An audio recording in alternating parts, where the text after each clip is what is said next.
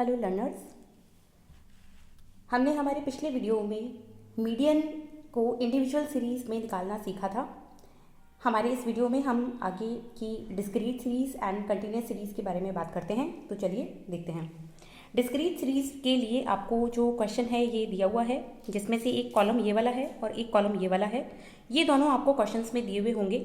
आपको ये जो थर्ड कॉलम है सी एफ यानी कि क्यूमुलेटिव फ्रिक्वेंसी, ये वाला कॉलम आपको निकालना होगा सॉल्व करके। तो आप देख सकते हैं यहाँ पर इसे निकालने के लिए ये जो फ्रीक्वेंसी का फर्स्ट नंबर है इसे एज इट इज़ कॉपी करेंगे।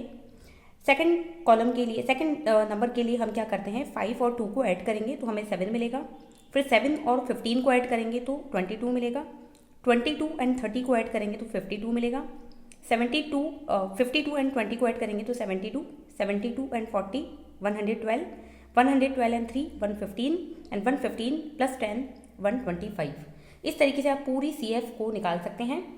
एक चीज़ जो यहाँ बहुत ध्यान देने वाली है, जो कई बार एग्जाम्स में पूछी भी जाती है, कि ये जो फ्रीक्वेंसी वाले नंबर्स हैं इनका जब हम टोटल करते हैं तो जो हमें आंसर मिलता है वो और इस CF का जो लास्ट नंबर है वो हमेशा बराबर होता है। ठीक है, आपसे वाइवा में भी पूछा जा सकता है और वैसे भी हमें पता होना चाहिए कि फ्रीक्वेंसी का टोटल जो होता है वो और ये जो लास्ट नंबर है CF का, वो हमेशा, इनकी वैल्यूज़ हमेशा बराबर आती है। अगर वो नहीं आ रही है इट मीन्स हमने कैलकुलेशन में कहीं कुछ मिस्टेक की है। तो ये तीनों निकालने के बाद में हम फॉर्मूला लगाते हैं। फॉर्मूला आप देख सकते हैं, median equals to size of n+1 divided by 2 item. इसमें n की वैल्यू 125 है, plus 1 is equals divided by 2। 125 कहाँ से आया आप देख सकते हैं। ये जो मैंने अभी फ्रीक्वेंसी निकाली थी इसका टोटल अगर हम करते हैं तो हमें 125 मिलता है। जैसे भी मैंने आपको बताया था तो इनका टोटल 125 आएगा। इसी को मैंने यहाँ पर लगाया है। जब इसे आप सॉल्व करते हैं तो आपको 63 मिलता है। अब 63 जो है आप देख सकते हैं यहाँ पर इस CF वाले कॉलम में कहीं पे भी 63 नहीं है। तो 63 से जस्ट बड़ा नंबर कौन सा आपको दिख रहा है, वो 72 है। तो 72 जो है इसके सामने वाली जो वैल्यू होगी यानी कि 6.5, ये ही हमारी मीडियन होती है। ठीक है, यानी कि जो नंबर हमारे पास में आया था सॉल्व करने के बाद में 63, वो CF वाले कॉलम में कहीं पर भी दिया हुआ नहीं है, इसलिए हम इससे जस्ट बड़ा वाला नंबर लेंगे 72 और उसी की लाइन में हम देखते हैं तो ये जो नंबर दिया हुआ है ये हमारी मीडियन होती है।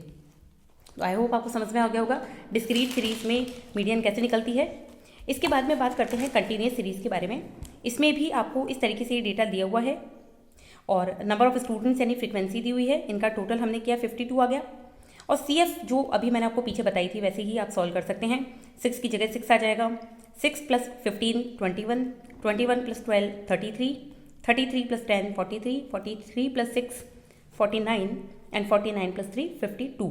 तो आप देख सकते हैं यहाँ n का जो फ्रीक्वेंसी का टोटल आया है n वो 52 आया है और इसका जो लास्ट नंबर है वो भी 52 है, यानी दोनों इक्वल आने चाहिए। अब इसके लिए हमें क्या करना है, हम फॉर्मूला लगाएंगे m equals to size of n/2। ध्यान दें यहाँ पर n+1 नहीं होगा, यहाँ पे केवल n/2 होगा क्योंकि ये कंटिन्यूस सीरीज है। फिर इसमें n की वैल्यू 52 लगा के डिवाइडेड बाय 2 करते हैं तो 26 आता है। अब ये जो 26 है आपको देखना है कि ये किस क्लास ग्रुप के बीच में आता है। तो 26 आप देख सकते हैं इस जगह पे आएगा 20 से 30 के बीच में, क्योंकि 26 जो है देखिए यहाँ पर आप देख पा रहे हैं 21 से बड़ा है। 26 जो हमें मिला था, ये जो 26 यहाँ पर आया है ये वाला इस लाइन में अगर CF में देखें तो 21 से बड़ा है, तो 21 से बड़ा और 33 से छोटा है, तो हम 33 वाले नंबर में ही इसको देखेंगे। इस वाली सीट में अगर आप देखते हैं तो हमें जो क्लास ग्रुप मिलता है वो है 20 से 30। ये क्लास ग्रुप क्या कहलाता है, ये मीडियन क्लास ग्रुप कहलाता है। ठीक है, ये मीडियन क्लास ग्रुप कहलाता है। ये हमने कैसे निकाला आपको समझ में आ गया होगा कि 26 जो हमें मिला था उस 26 को इस लाइन में देखते हैं, यहाँ पर हमें नहीं मिल रहा है वो 26, तो उस 26 से जस्ट बड़ा नंबर 33 है। 33 की लाइन में ही आप देखेंगे तो ये जो क्लास ग्रुप आया है ये है मीडियन क्लास ग्रुप। ठीक है, अब हम आगे देखते हैं। ये हमारा फॉर्मूला है जो हमें यूज़ करना है, m equals to L1 plus n/2 minus CF divided by f यानी फ्रीक्वेंसी इंटू I। इन सब का क्या मतलब है, L का मतलब है lower limit of median class. अभी हमने मीडियन क्लास निकाली थी 20 से 30, तो 20 से 30 में ये जो वैल्यू है ये लोअर लिमिट होती है और ये जो लिमिट है वो अपर लिमिट होती है। तो L1 क्या है, ये लोअर लिमिट 20। ठीक है, अगर हम इसमें फॉर्मूले में लगाएंगे तो L1 की जगह पे 20 लगा देंगे, प्लस यहाँ पर भी प्लस आ जाएगा। n/2 को अभी हमने ऊपर सॉल्व किया था तो हमें 26 मिला था, तो आप डायरेक्टली यहाँ 26 लिखें। माइनस CF कितनी आएगी, CF होती है जस्ट इसके इस मीडियन वाले क्लास ग्रुप के सामने जो CF है, इसके जस्ट ऊपर वाली, इसके जस्ट पहले वाली जो CF होती है वो हमें काम में लेनी है। यही यहाँ पे ध्यान रखना है कि इसके बिल्कुल सामने वाली CF नहीं आएगी, उसके ऊपर वाली CF लेनी है। तो वो हमने यहाँ पे CF में 21 लगाया। फ्रीक्वेंसी कितनी आएगी? फ्रीक्वेंसी इस क्लास ग्रुप के बिल्कुल सामने वाली जो होती है वो फ्रीक्वेंसी हमें काम में लेनी है। फ्रीक्वेंसी ठीक सामने वाली और CF जो है वो एक पहले वाली, तो फ्रीक्वेंसी 12 आ जाएगी। ये फ्रीक्वेंसी यहाँ 12 लगाई, मल्टीप्लाई बाय आई का मतलब होता है इंटरवल। आप देख सकते हैं 20 से 30 के बीच में कितना अंतर है, 10 का डिफरेंस है, तो ये इंटरवल आ गया 10। अब जब इसको हम सॉल्व करते हैं तो सॉल्व करने के बाद में हमें जो आंसर मिलता है वो है 24.16। ये हमारी मीडियन आ गई यहाँ पे। तो इस तरीके से हमने कंटिन्यूस सीरीज में भी मीडियन निकालना सीख लिया है। अब देखिए यहाँ पे कुछ और इंपॉर्टेंट चीज़ें हैं। जो मीडियन होती है उसका एक ग्राफिकल रिप्रेजेंटेशन भी किया जाता है, यानी हम ग्राफ के माध्यम से भी मीडियन निकालना सीख सकते हैं बिना किसी कैलकुलेशन के। और इसके लिए कुछ ग्राफ यूज़ होते हैं जिन्हें हम ओजाइव्स कहते हैं। ओजाइव्स, ये ओजाइव्स जो है 3 तरीके से निकाले जाते हैं। एक होता है लेस देन, एक होता है मोर देन और एक होता है जॉइंट, यानी कि less than and more than का कॉम्बिनेशन। 1 बाय 1 सीखते हैं इनको निकालना। फर्स्ट है लेस देन ओजाइव। इसके लिए आपको जो क्वेश्चन है वो दिया हुआ है, जिसमें ये टेबल दी हुई है और ये वाली टेबल दी हुई है।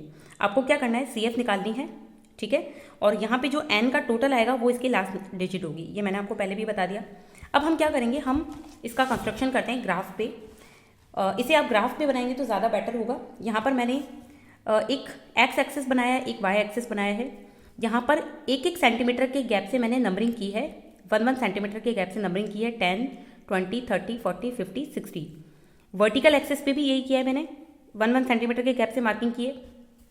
ये नंबर ऑफ डेज शो कर रहा है, ये यहाँ पे रेनफॉल शो कर रहा है, ठीक है। अब हमें क्या करना है, आप देख सकते हैं 10 वाली लाइन के अंदर जो है वो 6 है, तो इस 10 के सामने इस 6 वाले डॉट पॉइंट पे मैंने एक डॉट लगा दिया। ऐसे ही 20 की लाइन के अंदर आप देख सकते हैं 17 है, तो मैंने 20 की लाइन में यहाँ पर 17 के ऊपर एक डॉट लगा दिया। ऐसे ही 30 की लाइन के अंदर 37 है, तो मैंने 30 की लाइन में 37 के ऊपर डॉट लगा दिया। इसी तरीके से हम सारे डॉट्स मार्क करते जाएंगे और जब इनको एक फ्री हैंड इस तरह से आप मिलाते हैं तो एक कर्व बन के आता है, जिसको हम बोलते हैं लेस देन ओजाइव, ठीक है। अब हमें क्या करना है, हमें ये करना है कि जो हमारा साइज n/2 है, तो n की वैल्यू अभी हमने निकाली थी 60। इस 60 को डिवाइडेड बाय 2 करके जब आप सॉल्व करते हैं तो 30 आता है। ये 30 कहाँ लेना है आपको, इस वर्टिकल एक्सिस के ऊपर 30 लेना है। इस वर्टिकल एक्सिस पे यहाँ 30 की जो वैल्यू दे रखी है, यहाँ से आपको स्केल से इस वर्टिकल एक्सिस पे यहाँ से आपको इस तरीके से डॉटेड एक लाइन मार्क करनी है और वो इस कर्व के ऊपर जहाँ पर भी आके मिलेगी वहाँ पर आपको नाम देना है ई पॉइंट, ई, और वहाँ से एक वर्टिकल परपेंडिकुलर इस हॉरिजॉन्टल लाइन के ऊपर बनेगा सीधा। तो वो जिस भी जगह पे आके मिलता है वही हमारी मीडियन होती है, और उसको जब आप ग्राफ से निकालते हैं प्रॉपर तो ये निकल के आती है 26.5। ये मीडियन आ गई। इस तरीके से हम ग्राफ के माध्यम से भी निकाल सकते हैं। ये है लेस देन ओजाइव, ठीक है। इसी तरीके से मोर देन ओजाइव निकलता है और इसी तरीके से जॉइंट ओजाइव्स भी निकलते हैं। तो इन्हें हम समझेंगे अपने अगले लेक्चर में। अगर आपको लेक्चर अच्छा लगा है तो प्लीज़ लाइक शेयर करें, कमेंट करके ज़रूर बताएं कि वीडियो कैसा लग रहा है। Thank you.